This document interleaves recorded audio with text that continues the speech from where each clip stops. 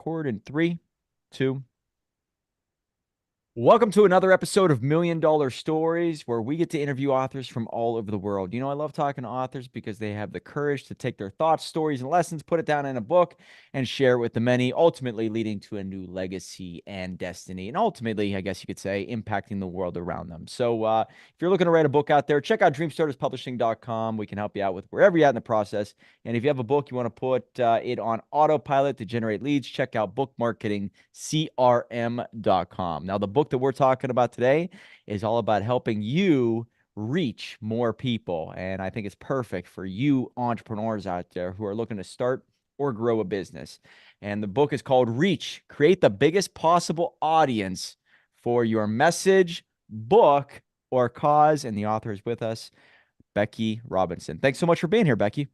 I am so happy to be here with you today, Mike. I really appreciate the opportunity to speak to your audience. Well, let's start off with the genesis of this book. What made you want to write it? And if you can give a quick little background on where you came from and maybe the pathway to where you're at now.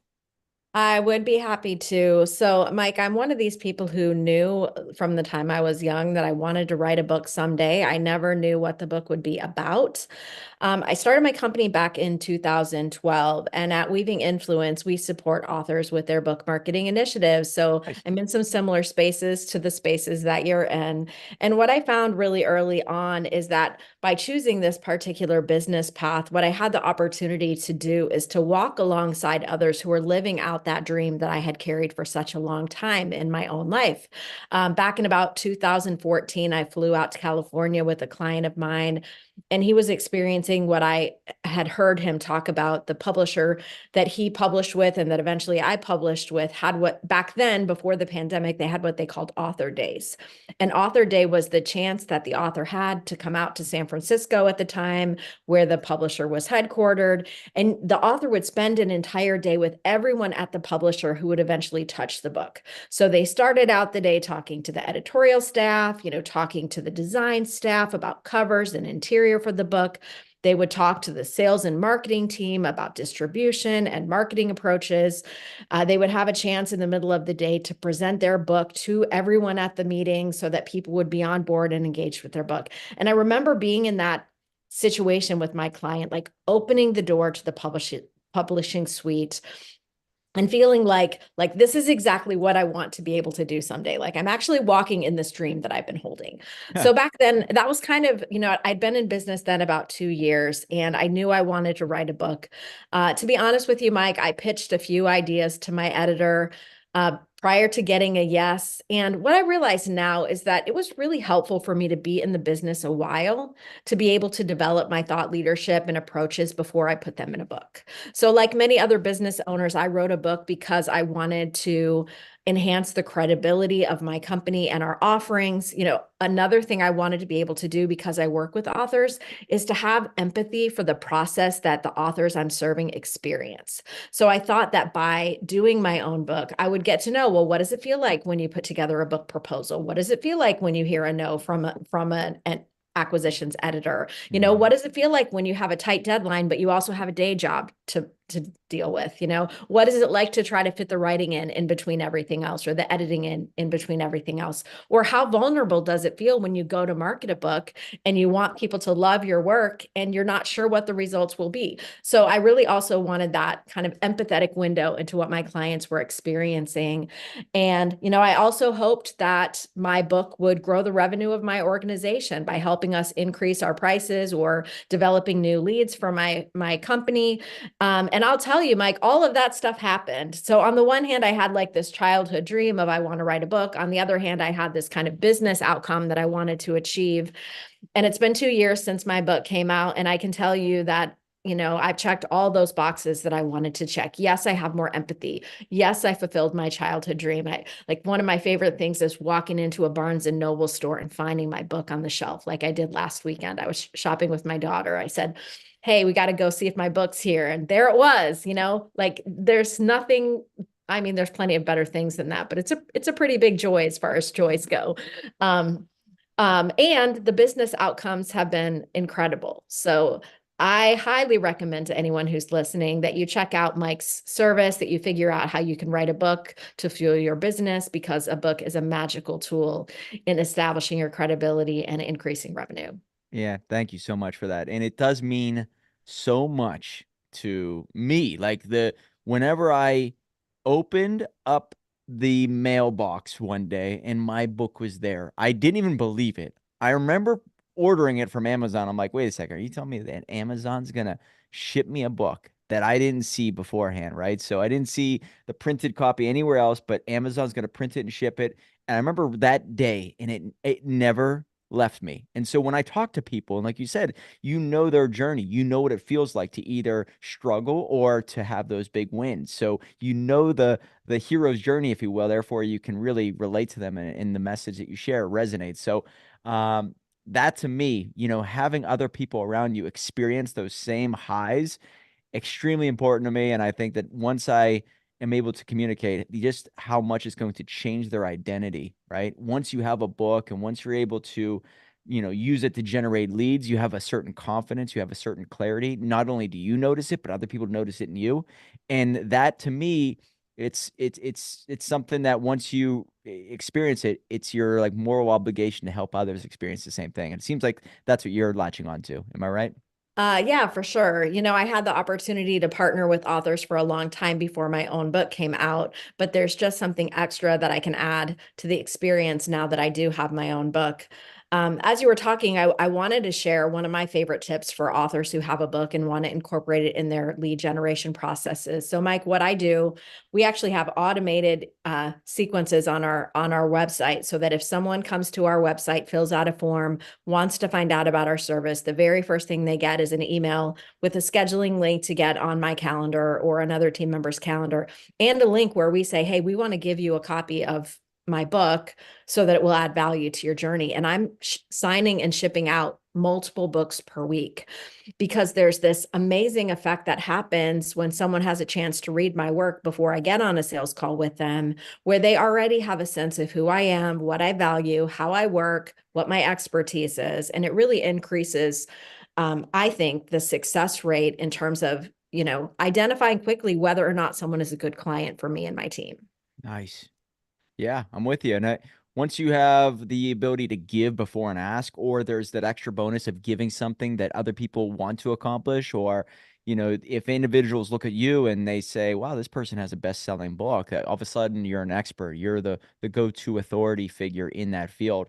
And it just sets you apart, right? And if 87% of people in the United States want to write a book someday, and you're one of the 3% that actually accomplish it, you just do something that other people want to do. And I think that's how you hold their attention. And so, if you can go into some of these other tips here, I know that in chapter 1, you're talking about evaluating your current approach to building traction for your message. And you have a story about Lady Gaga here. So, I guess this is where it all begins. Evaluate your current approach and maybe see where the weaknesses are at, and maybe how you're looking at things in the good way or a bad way. So, what is chapter 1 all about? Wow. Well, so now I'm embarrassed, Mike, because it's been a couple years since I read my book, and maybe I need to go back and revisit it. Um, one of the things that I feel very strongly about is that we can sometimes misplace our aspirations. So most of us, like Lady Gaga obviously had this aspiration to become famous. Her name is known across the United States and around the world. Most of us are not going to be famous.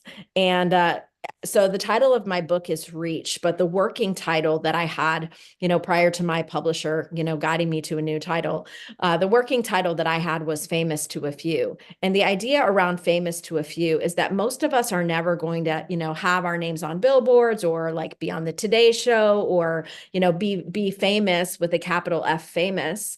But if we choose to invest our lives in making a difference for others, sharing what we know, adding value, we can become famous to a growing community of people who choose to follow us.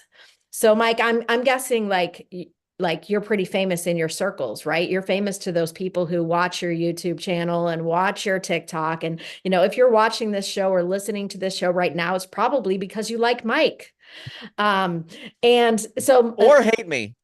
Like me or hate me. There's a lot of people who follow my social media that hate me, just so you know. But yeah, I'm one of the two. Okay. Well, at any rate, you have become famous to this community of people that you're growing as you're adding value to the world. And, I think if we can get clear about the value that we want to offer to others and we show up in a consistent way to share that value with others, then we can become famous to those people who know us. And, I'm famous to a very few people who subscribe to my newsletter and, watch my YouTube videos. So, It's a um, great way of looking at it. You're right. So what you're saying is that too many people out there are trying to impact the entire world. And they say, well, that is my finish line. That's my ideal definition of success. And so, or the definition of fame. When technically, if you really reverse engineer it and say, hey, you know what?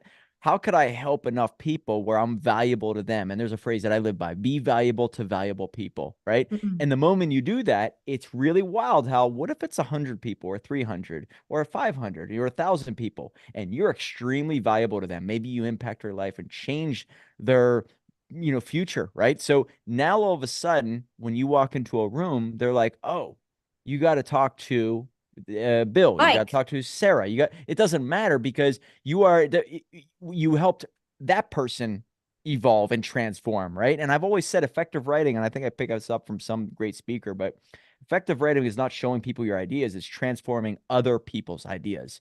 And so, like, if you could do that to a certain amount of people, you do establish some type of fame in their mind. Therefore, when you do meet them in person, whatever, they hold you in high regard. And it is not the end all be all, is that you do impact other people's lives, plain and simple.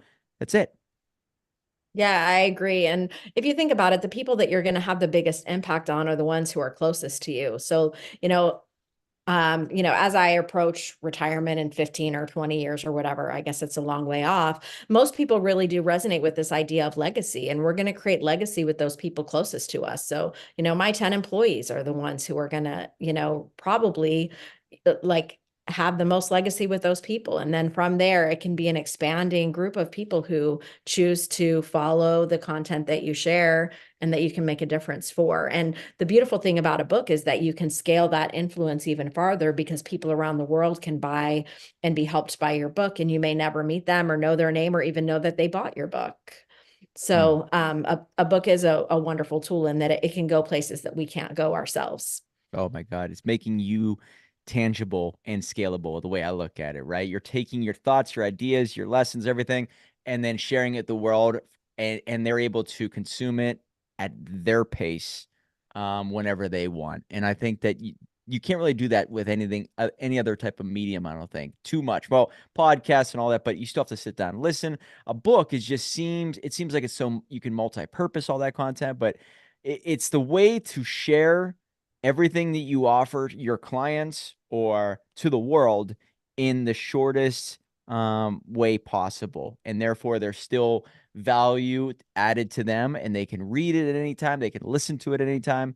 And I just think that if somebody's out there and they have solutions, why are they not sharing it with the world? And having a book is still held in such high regard that it not only gets them to fall in love with you, get them to know, like, and trust you, but it's the give before an ask. Somebody can download a book for free or buy it for $5, $10, and then they can learn everything they need to know to do it themselves, or they hire you, the expert, to do it for them. So we could talk about the importance of writing a book all day, every day, because it seems like we see it in our clients constantly. But in your book, you talk about discovering your value. Now, I've talked to many people and they say, I want to write a book about my life. And I'll say, okay, well, in my opinion, it's got to be a part of a strategy that's going to lead to other revenue streams or solutions. So you can do one-on-one consulting or webinars or masterminds, courses, all that. Some people struggle with, well, I don't know how I can help many people. And I think that discovering your value, there is an introspection that takes place. There's a ground zero moment that maybe happen in their life, that they start to do a little bit of a self-awareness check, and then they can discover their value that they can offer the world. I know that happened for me. So in your book, is there any tips or strategies that you would recommend for people to do that? Well, sure. So I think that one thing I want to remind everyone is that it is a discovery driven process. And what I've noticed as an entrepreneur is quite often the idea that you start out with, you think you're going to build a business with X. Along the way, you may discover that actually your customers need Y. So for anyone who's out there and they're not really sure yet exactly what their niche might be or what their value might be, like it is absolutely perfectly natural and normal to take some time to discover that value. Sometimes we can discover that value by asking those who are around us what they see that we have to offer. So one way to start might be to go out to the customers you already have, if you have some, and say, "Hey, what do you think is the unique value that me and my team are offering, or that Mm. me and my company are offering, or what's the unique value that you need from me?" Or you can just try a lot of stuff. Honestly, I think it sometimes just takes a minute, and it is okay to be a beginner. Like, I think it's important for those who might be listening or watching to remember that everyone who's starting a business or considering a book is starting kind of from the same place. Everyone is a beginner at some time. And so if you can think about, what experiences have I had that are unique that I can offer to others? What solutions have I discovered on my own journey? What am I passionate about? If you start to ask yourself those questions, it may become very clear what that value is that you have to offer to others. And the other thing to remember is that the value that you have to offer is not for everyone all at once. And, as it relates to showing up in social media spaces or creating content to share with others, you want to remember that you might have a certain number of followers and not all of them need what you have right now. But if you can show up in an authentic and human and memorable way, then when the time comes that they need the thing that you do, they're either going to refer, they're going to come to you to try to work with you, or if they know someone else who needs what you're doing, they're going to refer business to you. So the more you can just continue to show up in online spaces and offer value, even if no one is taking you up on it at this exact moment, if you can grow a community around it, then you're going to ensure that at the right time, those people will come back to you. Mm, yeah, I think that there are a lot of people who post on social media for a week or a month, but they don't see any traction, so they give up. When in reality, what you're doing is leaving breadcrumbs. So when people do find you, they look back and they say, wow, this person's been consistent for 5 years. Now I trust them. And it's almost like the tipping point. You don't know when that tipping point is. But consistency, it also refines your message. You probably become way more clear-minded as you produce content. So consistency, also your personality. There's some things that I would love to ask you about, like when it comes to reach, like how much do you show your personality and how early? I know that I wanted to make myself look more professional and maybe more successful than I really was at the time.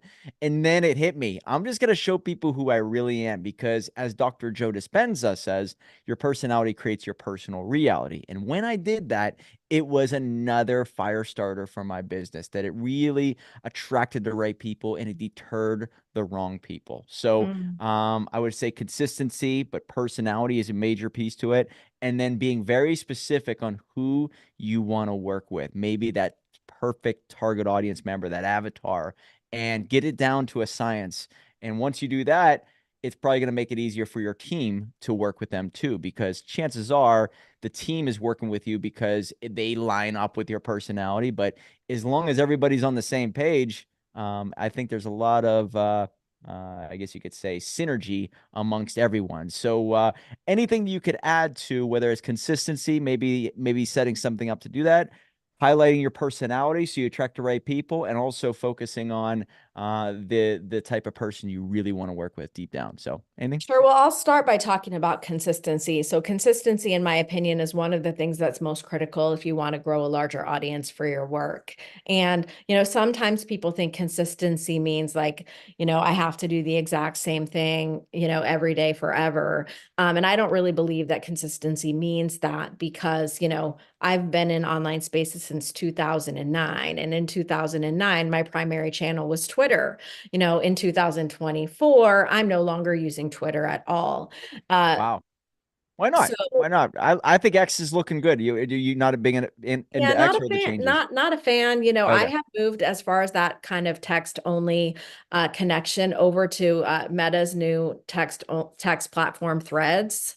I'm finding like Threads to be an amazing platform to connect with Gotcha. people in real time and have conversations. But at any rate, the point is like one thing that's true is that no one can be in all the places all the time. Mike, before we started recording, you were talking about TikTok. I don't use TikTok. For most of our clients, we advise whatever you're going to be doing in online spaces to focus your attention on those activities that are sustainable for you over time. So rather than, needing to spread yourself thin and be on all the channels and, maybe not do that in a way that's authentic to your personality, to your point about identifying your niche audience, once you've identified the types of clients that you want to serve, you might know which channels those clients are using, and you can focus your energy and attention on those channels. So for me, my primary channels are LinkedIn and Instagram. Now I'm using Threads like more for fun because it reminds me of the old days of X. Um, and then also like we have a YouTube channel to catalog our videos, and I have a podcast that we do on a regular basis. Oh yeah, and I have a weekly newsletter. Like, so it's not that I'm not doing a lot of things, but we are trying to focus as it relates to social channels with our clients on just a few channels that they can actually show up on consistently over time. Yeah, it's a great So point on the there. topic of personality, like I wholeheartedly agree with you that we will create more reach for our work when we show up in authentic ways because people can tell. And what I notice, and I don't know if you've noticed this, Mike, but the more personal my Friday newsletter is, the more responses and engagement I get. Yeah. Like people are reading your newsletter if you have a newsletter because they want to hear from you. So, this is something that makes me cranky. Like never, never, I will never let AI write my newsletter because AI is not me.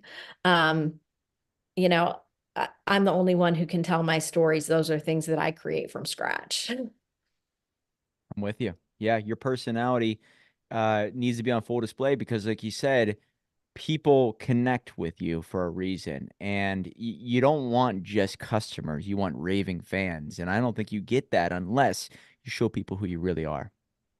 Definitely so. Very nice. And so when it comes to what you talked about social media, it took me a long time to realize that when it comes to different platforms, you have to do different things on each one of those platforms based off of how people interact with those platforms. Like you said, like the way I communicate on LinkedIn is a little bit different than the way I communicate on X or the way I communicate on Instagram. And it's because the people who go there consume it differently. And in the beginning, maybe you're doing everything the exact same way, but it doesn't land. And it was only once I realized the power of LinkedIn and how to utilize it is when I started to fall in love with it. And then also when it comes to X, I wasn't a big fan with it of it. Even I wasn't even getting a lot of traction, still not. But I was on a mastermind call recently and they show how much they've updated their advertisements on there and how specific you can get. So it's like, oh, wait a second. The more I understand about them, these different platforms, I can see the power in them and I'll start to utilize them. So you're right that you will change and transform over time. It's just the fact of loving the aspect of sharing your message. And maybe that's part of this consistency. If you don't like talking about it, if you don't like sharing your message, you're not going to do it. So don't look at social media as a job. Look at it as, man, if one person reads this in this week and it impacts them, I've done my job. That's a win. Hmm. Yeah, I mean, what I like to think about, Mike, is that for those people who would like want to stay away from social media entirely or not see the value of social media for their business, if that's the case, like you are limiting the ultimate impact and reach of your work. So in my book, I define reach as expanding audience plus lasting impact. So if we want to be able to attract an expanding audience, we have to be out there where we have these opportunities to build our connections. And social media does give us that unique opportunity to build connections beyond the people who already know us. Hmm. Um, so yeah, I'm with you on that. You have to keep showing up with value consistently over time, and that's what will help you grow the reach of your work. One thing that I've heard over and over from many people, depending on it doesn't even matter if they're multimillionaires or not, but imposter syndrome. Many people battle with that. Do you have any type of remedy or solution in your book? And the reason why I ask that is because it's so common whenever I mention it during a speech, people are like, yep, I'm battling with that.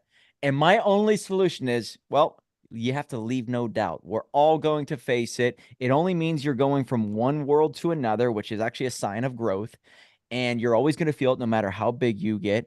And what happens is that if you start to look at it as sort of a dragon that you need to slay, the way you slay that dragon on your hero's journey is that you leave no doubt. I need to write more books, get on more stages, do more business, right? Leave no doubt in my mind and in their eyes, also in their mind, that it's going to be a win. And so every time I feel that, I lean into it and I want to become more of the expert. I got to learn more so I can beat that imposter syndrome. Anything that you share in your book that helps people with this? I'm not sure there's anything in the book that helps with that, but I will quite often offer this reframe because I think closely aligned to this idea of imposter syndrome is people who will say, like, I'm not comfortable with self-promotion. And I think those two things are fueled by some of the same kind of emotions or thoughts. My favorite reframe as it relates to those people who are going to say, well, I'm not comfortable with self-promotion is to remind people that when you're promoting a book, it's not self-promotion, it's message promotion and value Mm, promotion. So if you can kind of separate yourself from it, then you can get a vision for the way that your ideas and your perspectives can make a difference for people. And that can sometimes help you overcome that imposter syndrome. Because if you're really focused on the other person and what they're going to receive, or the way you can serve someone else or add value to them, then you're not thinking about yourself at all. And if you're not thinking about yourself at all, then you're not, having those imposter syndrome thoughts swirling around your mind. So I think the best approach is really to focus on others and, what do I have to give? What do I have to share? What's the value that I can add to this situation? What do I have to offer here? yeah, it's another thing I learned from some of my mentors that if you're nervous on stage is because you're thinking too much about yourself of not screwing up. Think about how you can help others, and all of a sudden you start to lose those nervous antics and start to think about like as long as I'm out there and I'm connecting with them, you start thinking of others rather than yourself. And it's wild how things go a lot smoother. So that's the same way with your social media posting or whenever you're on a podcast. Forget about yourself and just start thinking of them and watch what happens. Yeah, for sure. So you have a company called Weaving Influence. And so I think you said you are about to be in your 13th year. Can you tell us a little bit about the genesis of this and what you offer? Sure, I'd be happy to. So, Mike, back in about 2009, I was trying to figure out what I would do for a career. I had been a stay-at-home mom of three kids. And I began to like show up in some social media spaces, do some blogging and social media marketing. And I had the opportunity on one of my first projects to help a client launch a book. And it was so fun. And, it seemed to bring together this love that I had of writing and books and, this new interest in social media marketing. So I started to form my company back then, like in the early 2010s. Officially, when I left working for other people and went all in with my own business, was June 1st, 2012. So a lot of it, we talked earlier about what if you don't know what the value is that you have to offer. It was a bit of a discovery driven process where, I did a project and I saw that I got good feedback and people started to ask me, hey, could you help me with this? So Weaving Influence is a digital marketing agency. We also offer public relations service. So working with authors to place articles and interviews to get our clients on podcasts and such. So anything that you can think of related to digital marketing, we're an agency that provides it. We build websites, we work on email marketing, social media marketing, we work on content marketing, we do PR, we work on virtual events for our clients, we work on podcast production and promotion for our clients. We also have a book production arm, which might be similar to what you do, Mike, in that we help people who are self-publishing authors from the point of their editing when they're ready for an edit all the way through to distribution on Amazon and through Ingram Spark, and then the marketing beyond that. We primarily work with business book authors, people who are writing books for the workplace or writing books to fuel their businesses. We have done like some self-help memoir, some faith-based books, but primarily we've worked on business books. We've launched about 220 books with our clients in the last 12 plus years. And I would say like one of the unique aspects of our business is that we have developed a team of book reviewers who support Amazon review campaigns where we distribute our clients' books and get, high numbers of Amazon reviews in a short period of time. We have a client who just launched a book last week, and I came into work Monday, and my team member pinged me and said he already had 120 Amazon reviews in 1 week, 120 in 1 week. So that's a unique differentiator of the type of work that we do. And it's been really fun. I work with amazing women from across the country. We have employees in various states, and so we're remote and distributed, but we also have an office in Michigan where I live. It's been a fun ride. I never set out, like I didn't have a business plan. I never took any business classes, so I had to learn things a lot the hard way. But it's been great. Well, I'm looking at it. It seems like you work with a lot of personal development, business related books. Mhm. And when it comes to what you were saying, like very similar, I guess you would say book production. You said from editing forward, we basically do the ghostwriting on all that, which is, very, very time consuming on average. But once you go through the writing and even the editing stage, any author, they become more clear minded. So can you just share what you've seen, the transformation in people? I'm telling you, I see people go from like this timid person, a little bit shy, to, hey, get me on that podcast. All right, you know what? I want to go back to the prisons where I come from, and I'm going to help people understand the mindset of getting out of prison and building a $1 million business. Like I see them transform into this animal, right? So what have you seen? Wow, that's a good question. I mean, like I guess I could start with me. Like I thought I was confident in my business before my book came out, but I experienced that transformation that you're describing. That once I had the book, I suddenly had this new set of clear language about through which to describe the work that I do.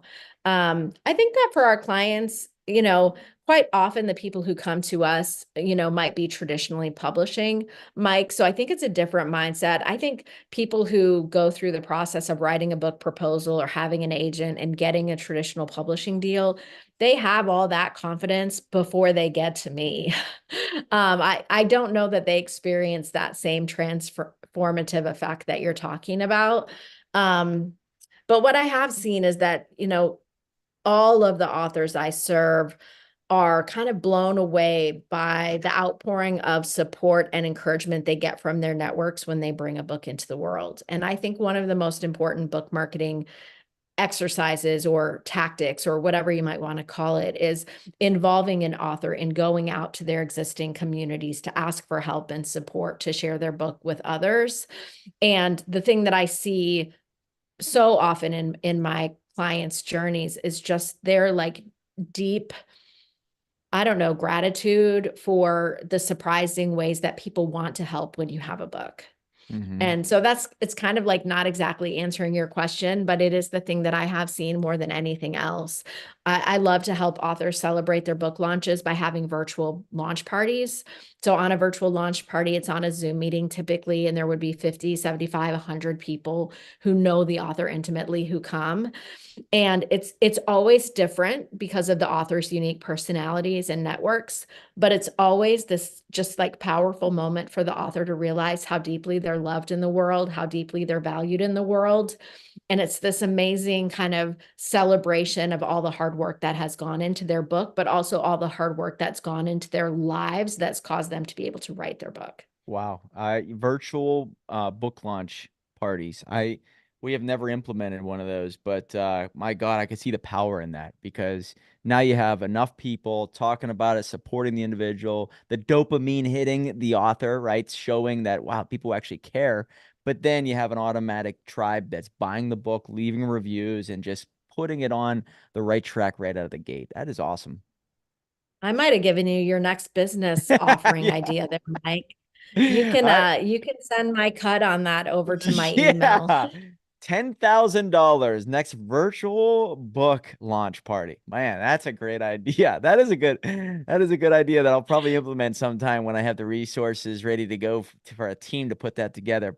And my God, is that great. But so in addition to that, one last question I have for you is, do you do virtual events? So when you talk about putting the book out there outside of virtual book launches and getting them on the right track, do you help them put together virtual events? Because that's what we're moving towards. And I was wondering if you have any tips on that or what you've seen. Sure. I think since about 2012, I've been doing webinars as a part of book launch campaigns. The idea around the webinars for those authors who might be putting their book up for pre-order, or people who are traditionally published who need to drive pre-order so that the retailers will stock their book. We will usually recommend either like a webinar or a webinar series where you go out with your book content to bring people together, and then the call to action is for a pre-order. If you do it once the book comes out, it can be for a book order. But it's a great chance for authors to get a bit more confident talking about the concepts in their book, especially if they hope to speak later. It's a great way to provide some value to online participants. So if people are interested in that webinar series, like I said, I've been interviewing authors on a webinar series for more than 10, 12 years. And on our YouTube channel for Weaving Influence, I have about 190 events that I've hosted and facilitated with authors. Nice. So you can find all of those on the Weaving Influence YouTube channel. And yes to virtual events, planning, marketing, hosting, facilitating, both the webinar type events, which are content focused, and then the virtual launch celebrations, which are celebration focused to bring the authors network together. And we live in such a great time period to be an entrepreneur, to have a book, to want to really reap the rewards of reaching a lot of people and making an impact. I think we've got virtual assistants, we have AI, we have podcasts that are really growing. I mean, long form content such as podcasts, we got videos, courses, software that makes it easy to implement all of this, easy to build websites. This is the best time, isn't it, to be an entrepreneur? I've always said that. It's pretty fun. Yeah. So, man. I love what I get to do every day for sure. Is there a book that stands out in your life that maybe was a defining moment? I always talk about Rich Dad Poor Dad on this podcast that really set me on the path of becoming an entrepreneur, understanding assets, liabilities. It really did create a whole new version of who I was at that time. So, is there a book like that in your life that put you on this path?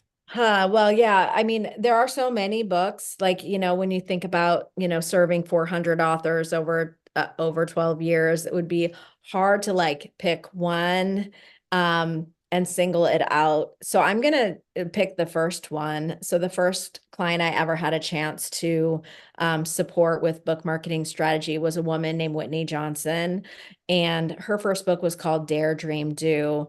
I wouldn't say like the book itself was necessarily instrumental for me, but Whitney, the person, was such a huge influence on my life. Like the book is great, but just knowing and watching Whitney. So in those early days when I was trying to decide, like, did I have the courage to leave W-2 employment, to take a leap and build a company and hire employees and all of those things that we do as entrepreneurs that feel really risky and really scary. Whitney was someone who was like, she was my client, but she was also like a mentor and a guide who helped me believe in myself in a way that I hadn't believed in myself before.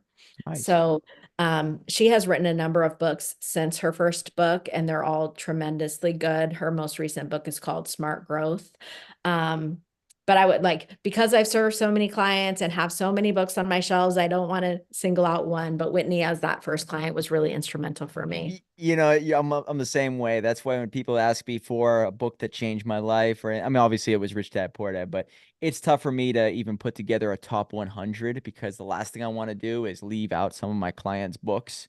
And so every book that I really, really, really lean on as a must read is usually not a client book. Therefore, I don't ever single anybody Mm. out. And so when I think of books that mean a lot to me, guys, I mean, I'm Rich Dad Poor Dad, Outwitting the Oh, I Devil, see that Think right and Grow there. Rich. Yeah, that. So these are the without these, I wouldn't be here. So I kind of pay homage to them. And Ah, yeah, nice. so yeah, and I guess you're always doing every different version, right? You're doing Kindle, paperback, hardcover, audiobook also. I'm starting to see an amazing Um, trend towards audiobook. Yeah, so wherever possible, I definitely advise that clients do an audiobook. I do have my book on all three formats, paperback, Kindle, and audiobook. I think you said hardcover also. As it relates to kind of Amazon bestseller strategy, I'm not a fan of releasing a hardcover and a paperback at the same time because Correct. I'm then with you. when you're going out to your network, it diffuses the sales. It's harder to get enough sales on one to get that bestseller banner. So typically I'll advise clients, start with one or the other, print and ebook. Sometimes releasing the audiobook later gives you another reason to stay out in front of your Damn right. network. So when my book came out, I did have all three, paperback, Kindle, and audio come out at the same time. For those people who want to speak or want to be on podcasts, I think doing the audiobook, reading it, narrating it yourself is a really amazing opportunity if you have the chance to do it. I did narrate my own audiobook, and it was super fun to read my own book and have it in my own voice. And I've gotten good feedback about people who've from people who have listened to it. And you know the game because I say the same thing. You don't do a hardcover right away, it will dilute it, but also hardcover's a little bit more of formatting involved. So Kindle and the paperback, launch it, then you do the audiobook and then the hardcover or later down the road. So yeah, you know the game. I like it. Yeah, I do know the game. That's great. The website is called Weaving Influence. If you want to get in touch with her or her team, guys, check out Weaving Influence. And she does things, I guess, in a little bit different manner than what we do. And so if you're, aligning with what she's sharing with, just check her out.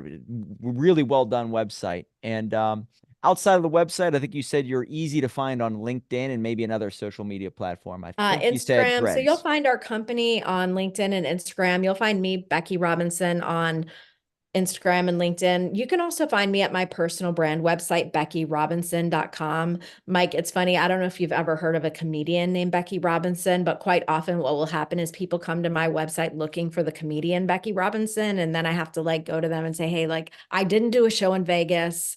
I can't be at your event. It happens more than you would think. I am not that Becky Robinson, but you can find me at beckyrobinson.com because I'm the one who bought that URL. The best-selling author, not the comedian. Just make Yes, sure that's in the bio. exactly, exactly. Beautiful. Well, I have to say, this has been an honor to talk with you. I love talking to other people in this field. Obviously, we've been around some of the same players, but we all have a different spin on how we do things. And, it's always nice to learn from somebody else in a different sphere. So, Becky, thank you so much for being here. My pleasure, Mike. It was great to meet you, and best wishes for huge success for you moving forward. Yeah, same to you. And regardless, we're both helping people get their books done so they can obviously make an impact around them and reach more people. So I'm with you. So, guys, the book is Reach, create the biggest possible audience for your message, book, or cause. 151 reviews on Amazon. It's resonating, 4.8 stars. Read this book, and maybe you'll be able to get that clarity. Also, discover your value and become famous within your circles. Remember, guys, $1 million book will lead to $1 million life.